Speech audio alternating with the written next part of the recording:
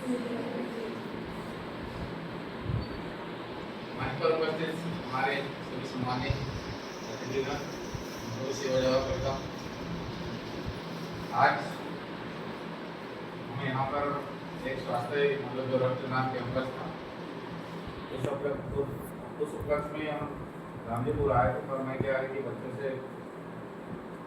बच्चों का वैसे तो यूथ आइकॉन भी हूँ, आइडियल भी हूँ, और मैं चाहता हूँ कि थोड़ा सा बच्चों से मिलकर उनसे कुछ चर्चा करूं और किस प्रकार वो आगे जो सफल भविष्य बनाना चाहते हैं उसके लिए कुछ मार्गदर्शन दे सकूं, इसलिए मैं आज यहाँ पर आया हूँ। और इसके लिए सबसे पहले मैं वार्डन मैम को बहुत बहुत धन्यवाद देता हूँ जिन्होंने हमको यहाँ पे परमिशन दी। तो सभी कौन कौन सी क्लास वाले बैठे हैं? 11वीं 12वीं वाले कौन कौन है? 12वीं वाले कौन कौन से सब्जेक्ट में बैठे? 8 वाले कितने बच्चे हैं?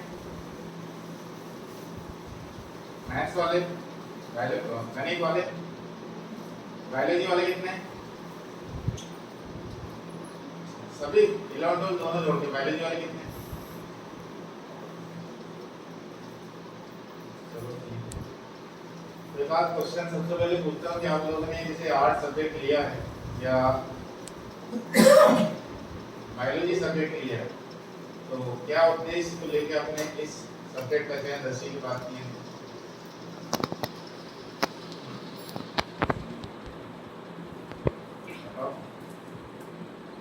बस 10 मिनट अपन चर्चा करेंगे, फिर हम लोग भी जाएंगे। तो कोई एक आध स्टूडेंट मतलब बता सकते हैं? और जब मैं बात कर रहा हूँ तो आपको नजरें मिला, मैं जब पहले भी आया था तो यही बोला मैंने कि हमारे आदिवासी समाज के बच्चे क्या है कि नजर नहीं मिला, हमें सामने जो बोल रहा है उसको देखना है, तो क्या क्या बातें हमको बता रहा है, हमको भी आगे उसी प्रकार कुछ करना है, ऐसा अपन मन में सोचते हैं कि नहीं? तो हम नीचे मुंडी कर लेंगे, अपन कलाकों से किसी का तो फिर कौन से कमाई करते हैं? सही मान दे, सही मान दे। रोटी किस किस को समझता है? सभी को समझ।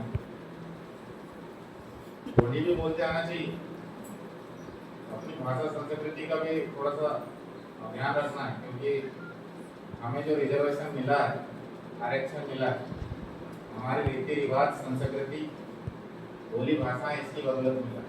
जिस दिन वो भूल जाओगे आरक्षण मिलना खत्म हो जाएगा, तो आप फिर आपको संघर्ष करना पड़ेगा। इसलिए पढ़ाई के साथ साथ हमें ये चीज भी ध्यान रखना है, ठीक है? तो बहुत सारे बच्चे लोगों ने बायोलॉजी लिया होगा, तो कौन कौन डॉक्टरी क्षेत्र में जाना चाहते हैं, नर्सिंग क्षेत्र में जाना चाहते हैं, कौन कौन? Very good. और बहुत सारे बच्चे आर्ट लिए, कौन कौन माता बनना चाहता है, कौन पटवारी बनना चाहता है, कौन पुलिस बनना चाहता है? आप तय करो। तो सभी अपने अपने एक बात तालियां बजा लो। मैंने ताली इसलिए बजवाया क्योंकि क्या है कि एकदम से शांत रहना किसी चीज का संकेतक होता है। अंदर ऐसा तो नहीं थोड़ा तो मजा लगा, थोड़ा ढीले ढीले बनाना चाहिए। अपन जब ताली बजाएंगे ना तो पूरे बॉडी में करंट आता है। बोलते हैं कि जिस वायर में करंट नहीं होता लोग उसमें कपड़े सुखाते हैं, इसलिए हमारे शरीर में क्या लाना है अपने को? करंट लाना है, ताकि लोग कपड़े ना सुखाएं। समझ में आ रहा है कि? तो देखो, सबसे पहले बढ़िया आप 11th 12th क्लास में पढ़ रहे हैं और मैं आगामी भविष्य के लिए आपको शुभकामनाएं दूंगा और कुछ अच्छी बातें बताऊंगा कि आपको भविष्य में किस प्रकार सफलता अर्जित करना है। बहुत सारे बच्चे डॉक्टरी के क्षेत्र में, सिविल सर्विसेज के क्षेत्र में, जैसे पुलिस हो गया, पीएससी हो गया, इन क्षेत्रों में जाना चाहते हैं। तो सबसे पहले एक लक्ष्य का निर्धारण करें। लक्ष्य का निर्धारण का मतलब होता है कि देखो आप क्या चीज करना चाहते हैं। इसको मैं दूसरे एग्जाम्पल पे समझाता हूँ कि जब हम कभी किसी शादी में जाते हैं, प्रॉपर सिस्टम में जाते हैं, तो वहां पे खाली अपने को उठाना पड़ता है और अपन इतने सारे मतलब पूरे बर्तन में खाना रखा रहता है, तो अपन वहीं पे जाते हैं जहाँ पर जो खाना आपको पसंद है। सही? हर चीज हम थाली पे नहीं उठाते, तो वो है लक्ष्य। जब आप लक्ष्य बनाओगे तो सब चीजें फिक्स हो जाएगी उसके साथ। कि उसके लिए अपने को किस प्रकार मेहनत करना है, किस प्रकार रणनीति बनाना है, कौन कौन सी बुकें पढ़ना है, किस प्रकार अपने को क्वेश्चन सॉल्व करना है। ये सब चीजें कब निर्धारित होती हैं? जब हम एक लक्ष्य का निर्धारण करते हैं। और अपन ग्रामीण क्षेत्र के बच्चे हैं, अभी लगभग 1.5 साल से कोरोना लगा था और 1.5 साल में लगभग लोग अपने दिमाग से पूरा सपाचट हो गया पढ़ाई से संबंधित जानकारी। सही बोल रहा हूँ? तो क्या होता है कि 1.5 साल का जो नुकसान होता है कि आने वाले अपने को 3-4 साल लग जाएंगे उसको वो मेमोरी भरने में, और 3-4 साल में भी तब हो पाएगा जब उसको हम पूरी ताकत से, पूरी जुनून के साथ, पूरी शिद्दत के साथ हम लोग उसको चाहेंगे और वो कैसे भरे उसके लिए हम प्रयास करेंगे, तब जाके हमारा वो जो बोलते हैं ना कि आईक्यू लेवल, मानसिक शक्ति जिसको बोलते हैं, वो विकसित होगा।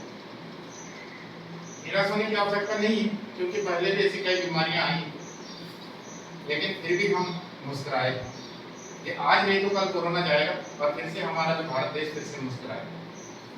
लेकिन हमें धैर्य रखना है, सावधानी के साथ अभी वर्तमान में पढ़ाई करना है। ऐसा नहीं कि आपको स्कूल वाले टीचर पढ़ा दिए, मैडम ने बोल दिया हॉस्टल में कि आप पढ़ाई करो। देखो, लाइफ आपकी लक्ष्य आपका है, तो पढ़ाई किसको करना चाहिए? आपको करना चाहिए। अब बहुत सारे जो इधर और भी अन्य बच्चे होंगे, आपको हॉस्टल वाले हो, इस कोरोना काल में कंपटीशन बढ़ गया। कई सारे लोग बोलते थे कि हम स्कूल से जाते हैं, ट्यूशन चले जाते हैं, फिर समय ही नहीं मिलता पढ़ने के लिए। कोरोना को धन्यवाद बोलना चाहिए आप लोगों को कि उसने 24 घंटे तुमको दिए। अब 24 घंटे में तुमने क्या किया मुझे नहीं मालूम।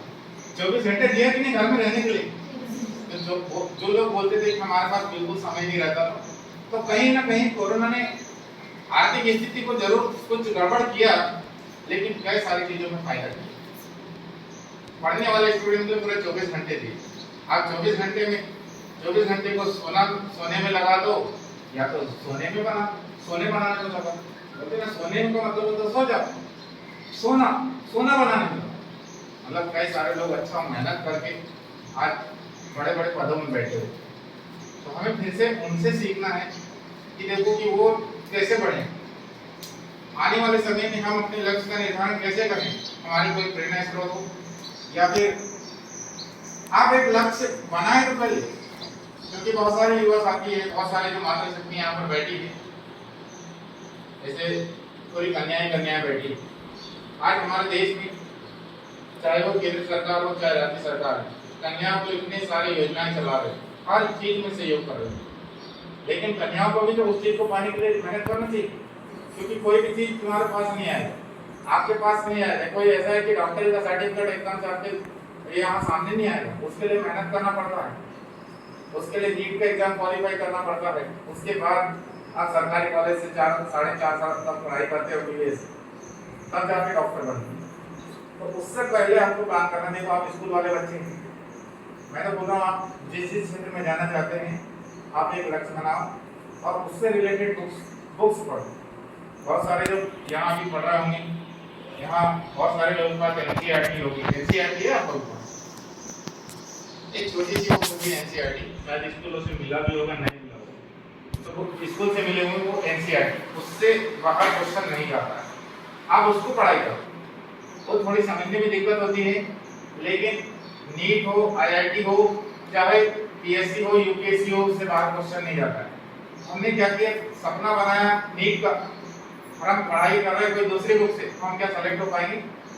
नहीं हो पाएंगे। इसलिए क्या होता है कि लक्ष्य के हिसाब से हमारे बुकों का भी चयन होना जरूरी है, क्योंकि कई बार ऐसा होता है बहुत सारे बच्चे अच्छे पढ़ाई लिखाई करते हैं, लेकिन कहीं ना कहीं गलत बुक के चयन करने से क्या होता है, वो बहुत मेहनत भी करते हैं लेकिन रोड में आ जाते हैं। हमें एनसीईआरटी बुक पढ़ना। किसी के पास बायोलॉजी की बुक होती है, मैं बता सकता हूँ, है नहीं? एक छोटी सी बुक आती है किसी के पास? कोई बात नहीं, एनसीईआरटी स्कूल से छोटी बुक मिली होगी तो उसको आप पढ़ाई करना, और जितना कोशिश हो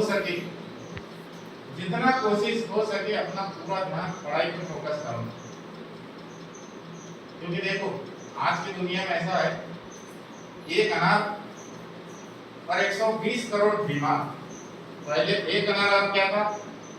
100 बीमार। एक अनार और 100 बीमार की कहानी किस देश ने सुना है? कहावत सुना है? अब हमारे देश में जनगणना 2011 के अनुसार 135 करोड़ की जनसंख्या है, तो हमारे देश में 100 करोड़ से ज्यादा लोग बेरोजगार हैं। तो एक अनार और 100 करोड़ बीमार, तो 100 करोड़ लोगों में आप सिकंदर कैसे बनोगे, चाणक्य कैसे बनोगे, ये आपको रणनीति बनाना पड़ेगा। क्योंकि सभी लोग रोटी कपड़ा और मकान के लिए संघर्ष करते हैं, चाहे वो इंसान हो चाहे वो जानवर हो, सही?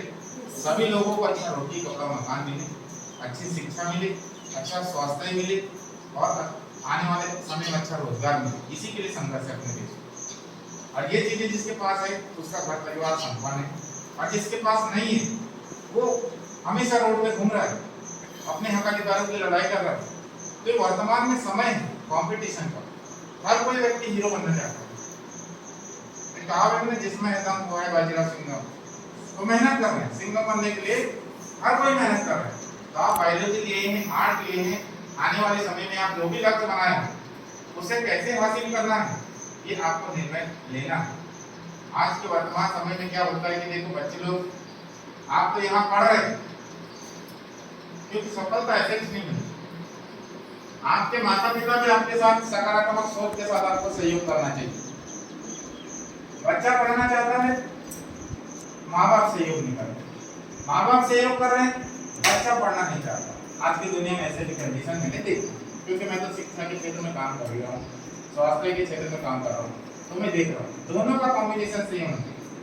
आप एक फंड करें अपने माता पिता जो भी हो, उनको बोले कि हमको अभी आप पढ़ने में सहयोग प्रदान करें।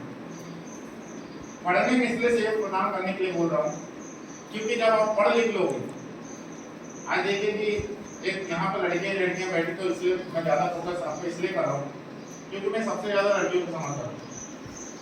बेटी बचाओ बेटी पढ़ाओ, ऐसा नारा सुने हो कि नहीं? बेटी बचाओ बेटी पढ़ाओ, आगे का कोई नारा ही नहीं है देश में। डॉक्टर दुबे का आगे का नारा है बेटी को सक्षम बना, उनके पैरों पे खड़े करके डॉक्टर दुबे का।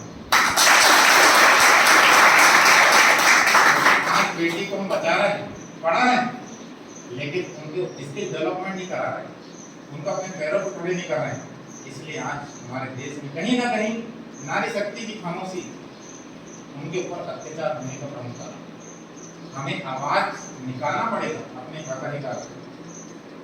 हमारा देश 1947 में स्वतंत्र हुआ है और आर्टिकल 38 बोलता है, अनुच्छेद 38, समान काम समान वेतन, समान कार्य समान वेतन।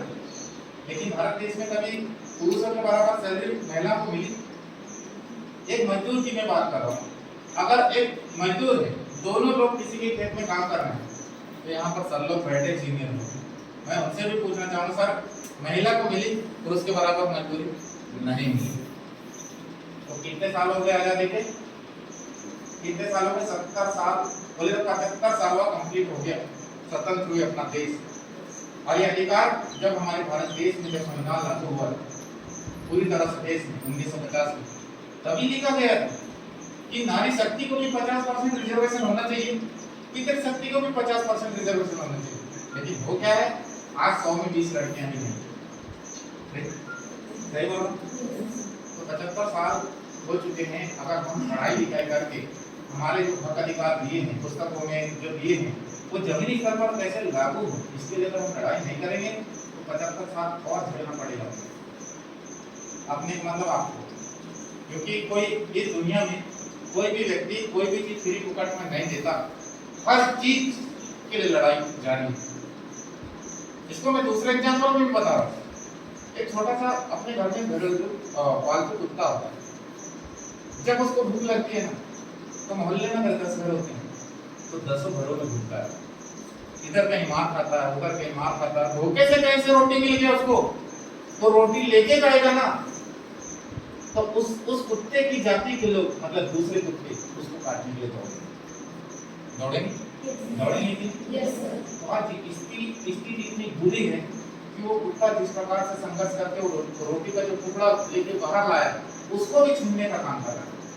तो दुनिया केवल छीनने का काम कर रहा है और इस परिस्थिति में हमको कैसे सुरक्षित रहना है, ये सब चीजें पढ़ाई से आएगी। और ये पढ़ाई तब होगी, पढ़ाई का मतलब होता है कि पढ़ाई उसके लिए मत करो कि तुम्हारे पास मार्केट का एक टुकड़ा आ जाए कागज का टुकड़ा, ये पढ़ाई नहीं होती। व्यवहारिक पढ़ाई, व्यवहारिक पढ़ाई का मतलब होता है कि वो सही और गलत में फर्क बताए कि क्या चीज सही है और क्या चीज गलत है। ये पढ़ाई जिसने सीख लिया उसको दुनिया का कोई व्यक्ति नहीं हरा। ये मेरा व्यक्तिगत अनुभव है। आज राजा ध्रुव कोई भी मंच से अगर दबाता है ना, तो शिक्षा का पावर है, बाबा साहब के संविधान का पावर है कि वहां पे अनुच्छेद 19 बोलता है कि आप संवैधानिक तरीके से आप अपने हक अधिकारों को पाने के लिए बीच महफिल में हजारों लोगों के बीच में लड़ सकते हैं, आप बोल सकते हैं। ये कैसे आएगा? जब आप पढ़ोगे, अपने अधिकारों को जानोगे। आज बड़े बड़े जिस प्रकार यहाँ पे मैडम बैठी है, कहीं ना कहीं पढ़ाई की ताकत है कि आज यहाँ पर वो अधीक्षिका बनी। आज मैं डॉक्टर बना हूँ तो कहीं ना कहीं वो उसकी ताकत है पढ़ाई। अगर हम पढ़ाई लिखाई नहीं करेंगे तो कुछ मिलेगा क्या? नहीं मिलेगा। आज आप बहुत खुशनसीब, आप बहुत खुशनसीब हो कि आदिवासी समाज के बच्चे हो, और आदिवासी समाज के बच्चों को पढ़ाने के लिए सरकार कितना प्रयास कर रही है, इतना पढ़ाई मतलब इतना प्रयास करे, चाहे वो सेंट्रल गवर्नमेंट हो, चाहे स्टेट गवर्नमेंट हो, चाहे केंद्र सरकार हो, चाहे राज्य सरकार हो, हर प्रकार से सहयोग प्रदान कर रही है। लेकिन कहीं ना कहीं हमारी जागरूकता की कमी, हमारे पालकों की जागरूकता की कमी, समाज की जागरूकता की कमी के कारण हमारे समाज के बच्चों की जो दिशा है ना, वो दुर्दशा में कन्वर्ट हो रही है। राइट? दिशा नहीं, वो दुर्दशा में कन्वर्ट हो रही। इसीलिए मैं बोलता हूँ भैया, अपने समाज को, अपने घर परिवार को अच्छा कुछ देना है, आने वाले समय में आने वाली पीढ़ी को कुछ अच्छा देना है, तो आज आपको पढ़ने की आवश्यकता है। आज अगर आप अच्छा पढ़ाई करोगे तो आने वाले समय में जो भी पीढ़ी आएगी, आने वाले समय में, तो हमको बहुत कुछ अच्छा दे सकते हैं। आज देख सकते हैं कहीं ना कहीं, देखो जब आपके माता पिता लोग आते हैं, आपसे मिलने के लिए आते हैं, तो फल फ्रूट या कुछ लेकर आते हैं, अच्छी चीजें, वो किस प्रकार मेहनत करके आपके लिए ला रहे हैं। आप भी कभी किसी के पेरेंट्स बनोगे, माता पिता बनोगे, तो कहीं ना कहीं आप अपने बच्चों को अच्छी शिक्षा, अच्छा भोजन और अच्छी सुविधाएं कब दे पाओगे? जब अच्छा पढ़ाई करोगे। सही? नहीं तो आप बेरोजगार रहोगे तो आज मालूम है इस देश में क्या चल रहा है। इस देश में वो चीज चल रहा है कि धीरे धीरे व्यक्ति को गांव में मजदूरी मिलता था, उसको बोलते पंचायती राज में मनरेगा। आज ठेकेदार जेसीबी लेके आता है, तो 50 मजदूरों का काम तो जेसीबी कर लेता है। तो हमारे समाज के लोग कहाँ जा रहे हैं मजदूरी करने के लिए? दूसरे जगह जा रहे हैं, और दूसरे जगह उनका शोषण होता है, उन पर अत्याचार होता है। आज समाज अगर रोड पे लड़ रहा है तो किसके कारण लड़ रहा है? इसी के कारण लड़ रहा है। लोगों के ऊपर लगातार अत्याचार हो रहे हैं। तो मैं बोल रहा हूँ कि आने वाले समय में मजदूरी भी नहीं मिलने वाली। लेकिन अगर आप लोग पढ़ लिख के अच्छा बोलना सीख जाओगे, अच्छे बड़े बड़े पदों में बैठ जाओगे, तो इस काला पानी को सफेद होने में ज्यादा समय नहीं मिलेगा। आज जरूरत है आपको पढ़ने की, अच्छा कुछ करने की, क्योंकि बहुत ज्यादा जरूरत है इस क्षेत्र में अच्छे लोगों को आने की। क्योंकि अकेला डॉक्टर राजा ध्रुव कुछ नहीं कर सकता। मैं चाहता हूं कि मेरे टीम के साथ ज्यादा से ज्यादा लोग जो इस क्षेत्र का विकास चाहते हैं, ऐसे लोग तैयार हो। और मैं इसी अभियान को लगातार गाँव-गाँव में, शहर में, दूसरे प्रदेश में चला रहा हूँ, और इसका सकारात्मक परिणाम भी मिल रहा है। लेकिन मैं चाहता हूँ कि इस कोरोना काल में बच्चों को फिर से पटरी पे, फिर से शिक्षा की पटरी पे कैसे दौड़ाया जाए, ये मैं प्रयास कर रहा हूँ। और मैं आपसे ये रिक्वेस्ट करना चाहता हूँ कि आने वाले समय में, देखिए आपके लिए शासन प्रशासन के द्वारा बहुत सारे लोग आपको बताएगा, नहीं बताएगा, लेकिन मैं बता रहा हूँ, आप नीट की तैयारी कर रहे, कई सारे जो गरीब बच्चे रहते हैं उनके लिए सरकार आकांक्षा योजना चला रही है। आकांक्षा योजना में ग्रुप सुपर 30 योजना चला रही है। इसमें बच्चों को चयनित करके जिनका अच्छा परसेंटेज रहता है, वो लोग IIT, नीट, और जो बच्चे ग्रेजुएशन करने के बाद अगर यूपीएससी की तैयारी करना चाहते हैं, तो जिन का परसेंटेज अच्छा रहता है वो लोग उनको दिल्ली में मतलब कोचिंग करने की सुविधा मिलती है। बहुत सारे योजनाएं अपने समाज के लिए, लेकिन अगर आपको उसको जाने के लिए तो क्या करेंगे? हमारे पास पैसा ही नहीं है, ये नहीं है, अगर ऐसा बोलेंगे तो कुछ होगा? देखो आप पढ़ रहे हैं तो एक ध्येय बनाओ, एक उद्देश्य बनाओ कि हम पढ़ लिए। क्यों पढ़ रहे हैं? आप इस लॉकडाउन में मोबाइल किसके पास है? किस किसके पास है? नहीं, यहाँ पर मोबाइल अलाउ नहीं, बहुत अच्छी बात है, ये अच्छी बात है। लेकिन क्या होता है कि हमने देखा है लॉकडाउन में लोगों ने अपने सबसे ज्यादा आंखें खराब करवाया, क्योंकि जब घर में रहे तो अपन मोबाइल चलाते थे कि नहीं, दिन भर कहीं ना कहीं मोबाइल चला रहा है, गेम खेल रहा है, फेसबुक चला रहा है, व्हाट्सअप चला रहा है। लेकिन अगर 24 घंटे हम यूज कर लेते कहीं ना कहीं अपने, देखो सोशल मीडिया में भी बहुत सारे फायदे हैं। यूट्यूब आप देखोगे तो उसमें बहुत सारे अच्छे लेक्चर मिल जाते हैं, अच्छे पढ़ाई करने वाले जो टीचरों के लेक्चर मिल जाते हैं। क्या होता है, कोई भी चीज बेकार नहीं होता है, उसका उपयोग बेकार होता है। बोलते हैं कि दारू को अगर बोलोगे ना छोटा सा मात्रा में लेते लोग तो क्या है, वो दवा है, लेकिन लोग छोटे से मात्रा में लेना ही नहीं चाहते, इसलिए वो दारू। तो कोई भी चीज का अगर ज्यादा उपयोग होने लगता है, लेमार्क ने बोला ही use and useless, use and useless, उपयोग और उपयोग विहीन, जिसका जितना ज्यादा उपयोग होता है। लेमार्क का कॉन्सेप्ट कुछ अलग है, अपन जितना ज्यादा पढ़ाई करेंगे हम आगे जाते जाएंगे, और जो पढ़ाई लिखने नहीं करेगा वो पीछे रह जाएगा। कभी देखा है आज की दुनिया में, और भी एक डार्विन का कॉन्सेप्ट देखा होगा, प्राकृतिक चयनवाद। जैसे जैसे व्यक्ति बूढ़ा होता है तो प्रकृति खुद ही चयनित कर लेती कि अब ये इस प्रकृति में रहने लायक नहीं, तो प्रकृति उसको फिर मार देती, मतलब उसकी मृत्यु हो जाती है। प्राकृतिक चयनवाद का मतलब ये होता है प्रकृति उन्हीं चीजों का चयन करती है जो उसके लायक होते हैं, और जो उसके लायक नहीं होते उनको भिजवाते हैं।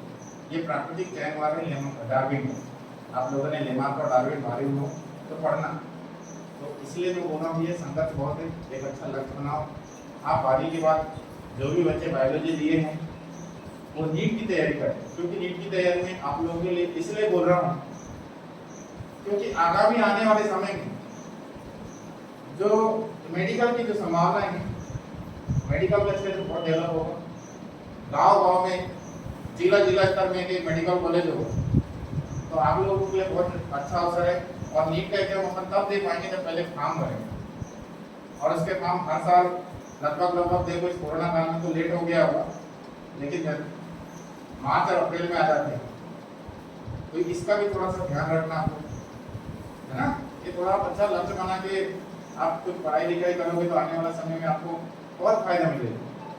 क्योंकि भाई कहीं ना कहीं क्या होता है, हमारे ग्रामीण क्षेत्र के बच्चों को मार्गदर्शन नहीं मिल पाता है, जिसके कारण क्या होता है कि वो पढ़ लिखने के बाद क्या करना है, आपको तो कॉलेज किसी का अधिक पता है, कॉलेज कर लोगे उसके बाद देखोगे, अभी से देखो जाओ शहर के बच्चे किस प्रकार आगे जा रहे हैं, उनसे सीखो।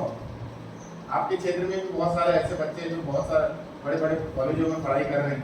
ये हम केकड़िया का लाए हो, एक मस्कोले है, मस्कोले पंसा को दिल्ली है, पंसा को गाँव का, वहाँ का MBBS कर रहे हो, हमारा स्टूडेंट रहा है, प्रथम स्टूडेंट रहा हमारे संस्थान का जो MBBS में चयनित हुआ। तो बहुत सारे बच्चे चयनित हुए, और ऐसे बच्चे जिनको ऐसा लगता है कि 12वीं के बाद अपने को यार इंदौर भोपाल के लिए बाहर नहीं जा सकते, तो मेडिटेक कैरियर इंस्टीट्यूट आपके लिए वो सुविधा उपलब्ध कराएगा कि किस प्रकार क्या स्थिति बच्चों को, इसके हिसाब से हम लोग बच्चों के लिए फीस भी माफ कर देते हैं। बाकी जो 11th-12th वाले बच्चे वो तो ऐसे फ्री पढ़ते हैं हमारे यहाँ। जिसको सिविल की भी तैयारी करना है, सिविल मतलब होता है कि PSC हो गया, SSC हो गया, SI हो गया, अगर तैयारी करना है 12वीं के बाद तो बिल्कुल मेडिटेक कैरियर इंस्टीट्यूट में आ सकते हैं। और जिसको नीट, जो डॉक्टरी क्षेत्र में, डॉक्टरी मतलब जैसे MBBS डॉक्टर हो गया, आयुर्वेदिक डॉक्टर हो गया, होम्योपैथिक डॉक्टर हो गया, या अपन बात करते हैं नर्सिंग, या अपन बात करते हैं जो पशु चिकित्सक जिसको अपन रोड डॉक्टर बोलते हैं, या हम बात करें कृषि का क्षेत्र हो, इन क्षेत्रों में भी अगर आपको जाना है तो हमारे यहाँ ये सुविधा उपलब्ध है। और मैं चाहता हूँ कि आप आगे बढ़े, आप हमारे यहाँ से करें, कहीं से भी करें, लेकिन अगर आप बायोलॉजी लिए हो या आर्ट लिए हो तो आपका एक उद्देश्य बना, कुछ अच्छा करना है। ऐसा तो नहीं कि 12वीं पास हो जाए बस शादी हो जाए, ऐसा प्लान बना के तो नहीं बैठे हैं यहाँ पे। कई लोग रहते हैं जिनको पढ़ाई से नेट लगता है, वो तो बहुत वो करते कि जैसे तैसे 12वीं निकल जाए, तो ऐसा मत सोचना। ये खून है ना, बोलता हुआ खून, इसको सही जगह पर लगाओ, सही जगह पर लगाओ। हमारे बोलता ना कि मनुष्य का जीवन कितने लाख योनियों के बाद हुआ, मालूम है आपको? बात तो पता है। 84 लाख यूनियन के बाद मिलते हैं, ऐसा लोग बोलते हैं, पता नहीं क्या है कॉन्सेप्ट। मैं तो बाकी चीजें बकवास है, इन पर विश्वास नहीं करता। हाँ, लेकिन एक चीज मैं बोलूंगा कि अगर 84 लाख योनियों के बाद अगर इस मनुष्य का जीवन आपको मिला तो आपको इसको बेहतरीन करना है। ये धरती आपके लिए एक रंगमंच है और आप यहाँ के एक्टर हो और आप ऐसा मेहनत करो कि यहाँ से सुपरस्टार हो, ऐसा मेहनत करिए। इस रंगमंच के कलाकार, आपको इस रंगमंच में ऐसा किरदार निभाना है कि पर्दा गिरने के बाद भी आपके लिए लोग ताली बजा करेंगे। ऐसा काम करके बताओ, तब कुछ मजा आएगा। ऐसा सच से जो करो, क्योंकि हम कहीं ना कहीं अज्ञानता के कारण पिछड़ रहे हैं। बहुत सारे ऐसे लोग हैं आपको मोटिवेट कर रहे हैं, सब कुछ कर रहे हैं। आप 24 घंटे एनर्जेटिक रहे, प्लान बनाए कि आज हमको शाम को कौन कौन से टॉपिक पढ़ना है, सुबह कौन से टॉपिक पढ़ना है, कल कौन से टॉपिक पढ़ना है, सब प्लान करें। ये हॉस्टल है आपको सोने के लिए नहीं है, सोना बनाने के लिए। क्या बनाने के लिए? सोना बनाने के लिए। आप वही समझते, आपके पास अच्छी गाड़ी हो, बंगला हो, या बड़े बड़े होटलों में खाओ, ये कैसा है? आप अच्छा पढ़ाई लिखाई करो। मैं ऐसा नहीं बोल रहा हूँ कि मतलब आप ये चीजें नहीं कर सकते, सब कुछ कर सकते हैं, पर डॉक्टर ध्रुव का सिद्धांत है, जो मजा खुद की कमाई में है ना, वो बाप की कमाई में नहीं है। तो आप ऐसा काम करके बताओ, खुद अपनी मेहनत करो, अपने बड़े बड़े लक्ष्य हासिल करो और अपने पैसे से गाड़ी लो, घूमो फिरो, कोई पूछने वाला नहीं है, कोई रोकने वाला नहीं है। लोग आपको आदर्श मानेंगे और आपके पद चिन्ह में जाएंगे, चलेंगे, और वो भी अपना उज्जवल करेंगे। तो ये ऐसा काम करने का हमने मानते करो, ऐसा पढ़ाई लिखाई करो, अच्छा पढ़ाई लिखाई करो, खूब मेहनत करो। अभी अपने माता पिता लोग यहाँ पर अपने को भेजा है, पढ़ने के लिए भेजे, तो केवल पढ़ाई का काम करें, दूसरे कोई भी काम ऐसा ना करें जो परिवार, मतलब हमारा जो परिवार है किसी के सामने झुके, हमारा जो समाज है किसी के सामने झुके। ऐसा काम करने की आवश्यकता नहीं है, क्योंकि कहीं ना कहीं हम इसके लिए जिम्मेदार होते हैं। कई सारी घटनाएं हो रही है आज पूरे देश प्रदेश में, लगातार हमारे समाज की मातृशक्तियों के ऊपर अत्याचार हो, कहीं ना कहीं हमारे मातृशक्तियां की जिम्मेदारी, मतलब ये मतलब क्या होना चाहिए, इसके लिए जिम्मेदार है। तो इसलिए आप छोटे छोटे नन्हे नन्हे बच्चे यहाँ पे बैठ रहे हैं, अच्छा खाना पीना सब कुछ मिल रहा है, केवल पढ़ाई का काम करो और कुछ अच्छा सोचो कि हमारे घर परिवार, हमारे माता पिता लोग किस प्रकार हमको मजदूरी, खेती बाड़ी करके, दुकान चलाकर, नौकरी करके किस प्रकार हमको यहाँ पर पढ़ा रहे हैं, ये सोचो। तभी तो तुम्हारा जीवन उज्जवल होगा। अच्छा करो, अच्छा मेहनत करो, खूब मेहनत करो। मेहनत करने से कोई रोक रहा है क्या? नहीं रोक रहा, तो मेहनत करो। मैं देखो कितना दुबला पतला लड़का है, कितना मेहनत करता हूँ, कितना मेहनत करता हूँ। मेरे को लोग 2 बजे रात को भी अगर बुलाया ना तो मैं वहां आ जाता। ऐसा जिगरा होना है समाज के लिए और इस देश की मानव कल्याण, ऐसा जिगरा होना है। ये तब आएगा जब हमारे अंदर अच्छाई हो। नहीं तो दुनिया में क्या है, बस रे अपन बढ़ के कहा लेना दूसरे मोहल्ले वाले से। हमारा मोहल्ला तब विकसित माना जाएगा जब मोहल्ले के हर घर में अच्छी सुविधा होगी, अच्छे शिक्षित लोग हैं, अच्छा रोटी कपड़ा मकान मिले, तब उस मोहल्ला को विकसित माना जाएगा। एक घर के व्यक्ति से मतलब पूरी सब्जी खाने से पूरा मोहल्ला विकसित नहीं होता। हमारा प्रयास ये होना चाहिए कि अगर मोहल्ला में कोई गरीब व्यक्ति है तो हम बाकी सब सक्षम है, तो उस गरीब के घर में भी उजाला कर सकते हैं। ऐसी सोच के साथ अनुभव तब जाके हमारा समाज आगे सकते, अपना क्षेत्र आगे सकते। इसलिए मैं आपको शुभकामनाएं देता हूँ आगे के लिए कि आप अच्छा पढ़ाई लिखाई करें और खूब तरक्की करें, डॉक्टर बने, मास्टर बने, इंजीनियर बने, कलेक्टर बने, पुलिस बने, जो भी बने। और ये भी नहीं बनना कोई दिक्कत नहीं, आने वाले समय में पढ़े लिखे लोग हैं, डंके की चोट पर राजनीति के क्षेत्र में जाओ, तब जाके महिलाओं को अवसर। डंके की चोट पे मतलब दहाड़ने वाली महिला होना चाहिए, दबाड़ने वाली नारी शक्ति होना चाहिए, क्योंकि नहीं बोलेंगे ना तो मजा नहीं आएगा। आज हमें आवश्यकता है कि आजादी के 75 साल बाद भी अगर कोई महिला का सरपंच बनती है तो उसका पूरा काम कौन करता है? तुम्हारे किसी कोई मम्मी होगी, पता है तुम्हारे पापा करते कि नहीं? हाँ, तो ऐसा है कि देखो तुम पद में भी बैठे और तुमको पद का मतलब क्या जिम्मेदारी वो पता नहीं है, तो क्या मतलब है? तो प्रशासनिक पदों में तो जाइए ही जाइए, आने वाले समय में जब मौका मिलेगा तो डंके की चोट पे डॉक्टर राजा धोरे बोलता है, डंके की चोट पे राजनीति के क्षेत्र में भी उतरो ताकि नारी शक्ति को उठाना हो। ऐसा काम करने की जरूरत है।